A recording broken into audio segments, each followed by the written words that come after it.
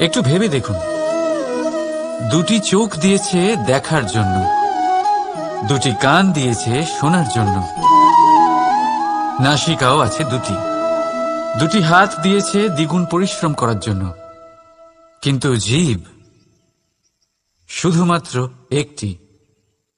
তার উপরেও তীক্ষ্ণ বলিষ্ঠ দাঁত দিয়েছে তার রক্ষার জন্য। কখনো ভেবে দেখেছেন কেন? কারণ শব্দ আর শব্দের প্রয়োগ মানুষের সবচেয়ে বড় অস্ত্র, যার প্রয়োগ যত ভেবে চিন্তে করা যায় মানুষ তার জীবনে ততটাই উপরে উঠতে পারে। তাহলে মনে রাখুন, দেখুন, শুনুন আর বুঝুন বেশি, বলুন কম। রাধা রাধা।